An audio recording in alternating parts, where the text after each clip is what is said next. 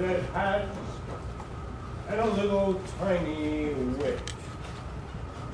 With hi-ho the wind and the wind must make content with his fortunes.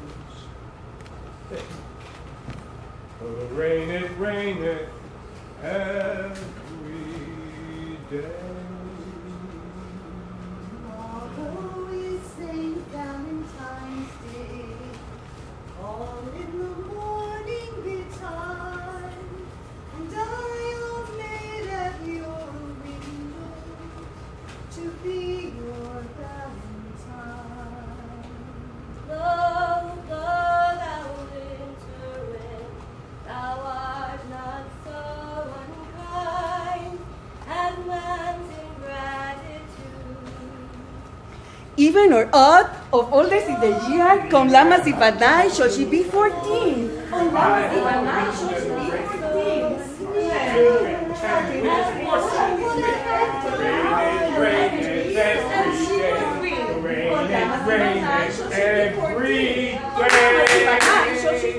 Art thou afeard?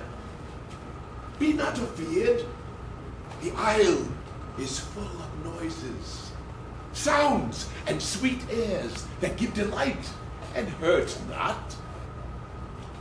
Sometimes 1,000 twangling voices will hum about my ears, and sometimes voices that if I then had waked after long sleep will make me sleep again.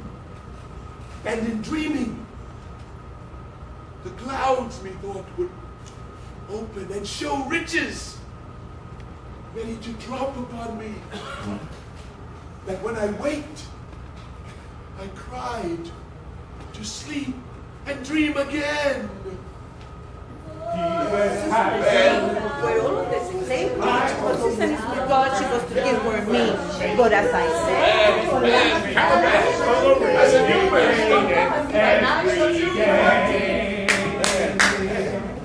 Good morrow, Kate.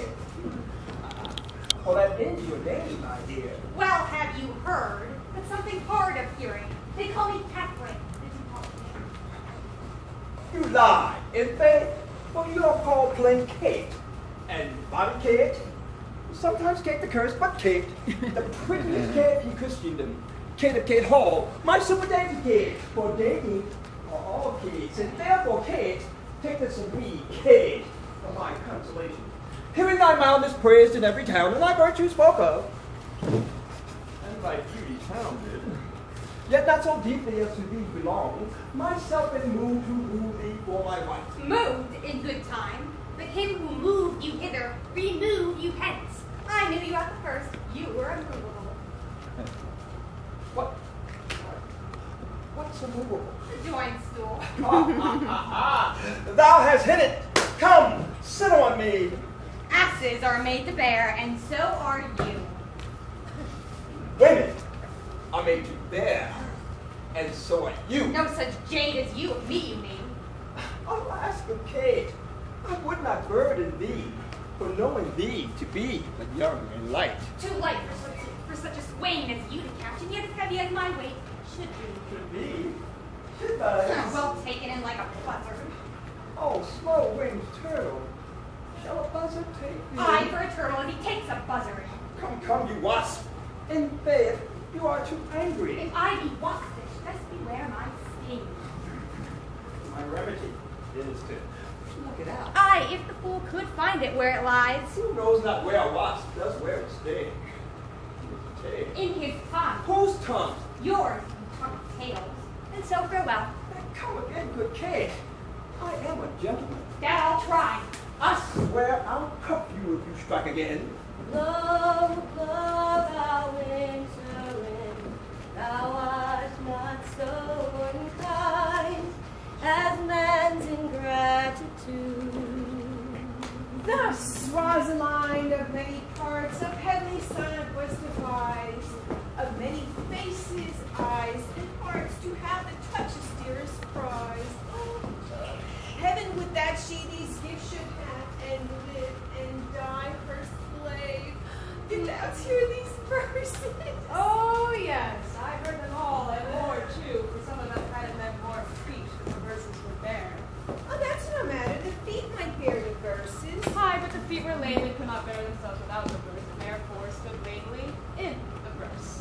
But did thou hear with that woman how thy name should be hanged and carved upon these trees? I was 7 of the 9 days out of wonder before you came. For look you here what I found on a palm tree. I was never so berhymed in Pythagoras' time that I was an Irish rat that I can hardly remember. True, you will have done this. Is it a man? Oh, and a chain you once wore about his neck. Oh, change you color. I prithee, who? Oh, it is a hard matter for friends to meet. Nay. But nouns may be removed with earthquakes. Nay, I prithee now with petitionary vehemence tell me who it Is is. it possible? Look my complexion. That's something I'm comparison like a man. I have a doublet and hose in my disposition. One into the lay more the south sea of discovery. I prithee, take the cork out of thy mouth that may bring thy tidings. So you may put a man in your belly. Oh, is he of God's making? What manner of man? Is his head worth a hat or is his chin worth a beard? He hath but a little beard. God will give him more if the man be grateful. Let me stay the growth of his beard, thou delaying not the knowledge of his chin. It is Orlando, he who kicked up the wrestler's heel and your heart opened in an instant. Nay, but the devil take mocking. Speak, sad brow, and true maid. I faith, 'cause 'tis he. Orlando. Orlando. Come apace, good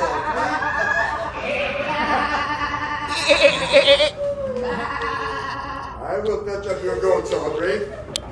How, Audrey? Am I the man yet? But my single feature contempt you. Your feature? Oh, Lord Marcus, what features are... I'm here with thee and thy goats.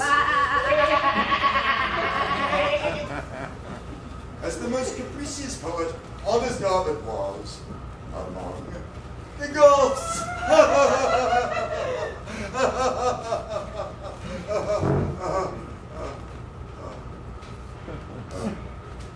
When a man's verses cannot be understood, nor a man's good wit seconded with the forward child understanding, it strikes a man more dead than a great reckoning in a little room. Oh, truly, would the gods have made thee poetical? I do not know what poetical is. It's an understanding word. Is it a true thing? No, truly. For the truest of poetry is the most feigning, and lovers are given to poetry. And what they do swear in poetry may be said as lovers. They do feign. You common cry of cur, whose breath I hate, as reek of rotten bin, whose loves I prize, as the dead carcasses of unburied men that do corrupt my hair. I banish you! Would you not have me honest? No, truly. Unless thou wert hard favored. For honesty coupled to beauty is to have honey sauce, sugar. Oh, I am not fair. Therefore, I pray the gods make me honest. Truly. And to cast away honesty upon a foul slut were to be to put good meat into an unclean dish. I am not a slut. Though I thank the gods I am foul. Well, praise be the gods for thy foulness, and the sluttishness may come hereafter. But, be that as it may be, I will marry thee. And to that end, I have been with Sir Oliver Margex, the vicar of the next village, who has promised to meet us in this place of the forest, and to A couple us. May the gods give us joy. Amen. Amen. And here remain with your uncertainty. Let every feeble rumor shake your heart. Your enemies, by nodding of their plumes, fan you into despair. Have the power still to banish your protectors, till at length your ignorance deliver you as most abated captives to some nation that won you without blows. Oh, the day! What should I do with my Dublin post? What sent me with us all? Where did Billy? What will he? How makes you here? Did he ask for me? Where did you part with him? And when shalt thou see him again? Answer me in one word. Oh, that was borrowing me gargantuous mouth first. It is a word too great for any mouth of this age's size. Does he say I answer these particulars is to more to answer than an accounting? Does he know that I'm in this force and in man's apparel? Looks he as freshly he did the day he wrestled. It is as easy as to resolve the question. But take a taste of my finding him and relish it with good observance. I found him under a tree like a dropped acorn. May as well be called Joe's tree to drop forth such fruit. Give me audience, good madam. Proceed. Here he lay, stretched along like a wounded soldier. Oh, could be pity to see such a sight if well becomes the ground. Why, how do they tongue a curvet unseasonably? He was furnished like a hunter. Oh, ominous. He comes to kill my heart. I would sing my song without a burden. That's bringing out of You do tune. not know I am a woman, but I think I must speak. Sweet. Say on. Oh, you bring me out. Stop, he comes not here.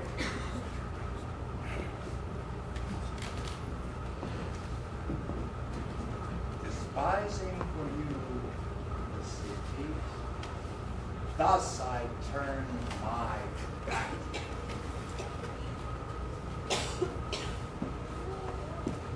There is a world elsewhere. All the world's a stage, and all the men and women really players. They have their exits and their entrances, and a man in his life plays many parts. 7 ages of life. First, the infant. The nurse's arms. Then the whining schoolboy, with satchel and shining morning face, creeping unwillingly to school. Then the mother, sighing like furnace, with woeful ballad to his mistress like God. And then the soldier, full of strange oaths and beard like a card, jealous in honor, quick and swift to quarrel, facing the canon reputation even in a canon's mouth. And then the justice, in full round belly, with good capon lines, with eyes severe and beard of formal cut, full of wise saws and modern instances, and so he plays his part. The 6th age shifts into the lean and slippered pantaloon, with spectacles on nose, pouch on side, and his manly voice pipes and whistles. The last scene of all. To end this strange, eventful history is mere childishness and oblivion. Sans teeth, Son's eyes, son's taste, son's everything. Hey ho, sing hey ho, unto the green holly. Most friendship is taming, most loving we're falling. Long day roll the holly, this life is most jolly. Give me your hand, sir. My duty, madam, and most humble service. What is your name? Cesario is your servant's name, fair princess. My servant, sir. 'Twas never a merry world since lowly fame was called compliment. Your servant to the Count Orsino. And he is yours, and his must needs be yours. Your servant's servant is your servant, madam. For him, I think not on him. For his thoughts, would they were blades rather than filled with me. Madam, I come to wet your gentle thoughts on his Oh, behalf. by your leave, I pray you. I bid you never speak again of him. But would you undertake another suit? I had rather hear you solicit that than music and spears. Dear lady. Give me leave, beseech you. I did send after the last enchantment you did hear of rain and chase of you. So did I abuse myself and my servant and hearing you. Under your hard construction must I seek to force it on you in a shameful cutting, which you none of yours. What might you think? Oh, enough to show. A cypress not a bosom hideth in my heart. So, let me hear you speak. I pity you. Well, that's a degree to love. No, not agrees, for 'tis vulgar proof that very oft we pity enemies. You think this time to smile again? Oh, world, how apt the poor be proud. If what you call the brave, how much the better to fall before the lion and the wolf. Thy tooth is not so keen, because thou art not seen, although thy breath be rude. Good luck. What have we here? Mercy's on us. A burn. A very pretty burn. A boy or a child? I wonder. Pretty one. A very pretty one. Of course, don't skate, though I am not bookish. Yet I read waiting gentlewoman in the skate. This has been some stair work, some trunk work, some behind the door work. They were warmer, they got this from this poor Venus here. I'll take it up to pity. Yet I'll tarry till my son comes. Be hello, but even now. Whoa! Ho! Ho up! Hello! What? Not so near? If thou was things to say, when you are dead and rotten, come hither. What ailest thou, man? I have seen two such sights, by sea and by land. But I am not to say it is a sea, for now it is the sky, because the firmament in it you cannot thrust above its brains. My boy, how is it? I wanted you to see how it shakes, how it rages, how it takes up the shore. But that's not the point. The most piteous cries of the poor souls, and for the land service, to see how the bear tore so blood. But to make an end of the ship, to see how the sea flat dragged it. But first, how the poor souls roared, and how the poor gentlemen roared, both roaring louder than sea weather. Under mercy, when was this? Now. I have not slept since I seen this sight. The men are not yet cold under the water, nor the bear hath died on the gentleman. He's at it now. Would I had been there to have helped the old man? I would you have been there by the ship to have helped her bear your charity with a light bosom. Heavy matters. Heavy matters. Listen, boy. Bless thyself. Thou dealest with things dying. I with things new blood. Look me here. A buried gaunt for Squire's child. Pick it up. Pick it up. Open it. The clock upbraids you at the waste of time. Be not afraid, good youth, I will not have you. And yet, when wit and reason has come to harvest, thou art like to reap a proper man. There lies your way due west. Then westward out, grace and good disposition do attend your ladyship. Stay! You'll nothing, madam, to my lord by me? Stay! I'm pretty. Tell me what thou thinkest of me. That you do think that you are not what you are. If I think so, I think the same of you. Then think you right, I am not what I am. Why would you were as I would have you be? Would it be better, madam, than I am? I wish it would be, for now I am your fool. Sario, by the roses of spring, by maidenhood, honor, truth in everything. I love thee so that maugre all thy pride, nor wit nor reason can my passion hide. Do not extort thy reason of cause, for that I will therefore have no cause.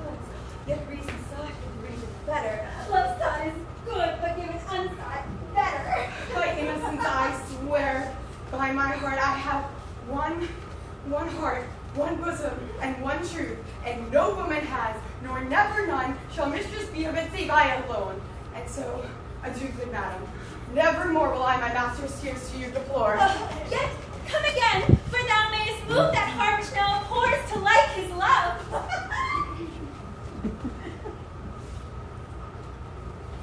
You're a made old man. If the sins of your youth are forgiven you, you're well to live. Gold! All gold. Fairy gold. And it'll be good on it. I'll go see if the bear belongs from the shed. And I'll not see it eaten.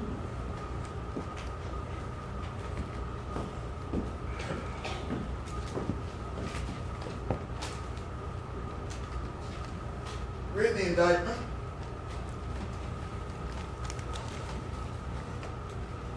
Hermione, thou art accused of high treason in committing adultery with Polixenes, king of Bohemia, and conspiring with Camillo to take away the life of our sovereign lord the king, thy royal husband. Since what I am to say must be but that which contradicts my accusation, and the testimony on my part no other but what comes from myself, it shall scarce boot me to say, not guilty. Mine integrity being counted falsehood shall, as I express it, be so received. But thus, if divine powers behold our human actions as they do, I doubt it not then, but innocence shall make false accusations blush, and tyranny tremble at patience. I never heard yet that any of these bolder vices wanted less impudence to gainsay what they did than took upon it first. That's true enough, though 'tis a saying, sir, not due to me. You will not own it. More than mistress of which comes to me in name of fault, I must not in all acknowledge. For Polixenes, with whom I am accused, I do confess I loved him as in honor he required, with such a love as might become a lady like me, with a love even such, so and no other but yourself commanded, as it was yours. Now, for conspiracy, I know not how it tastes, though it be dished for me to try how. You knew of his departure, as you know what you have undertaken to do in his absence. Sir, you speak a language I understand not.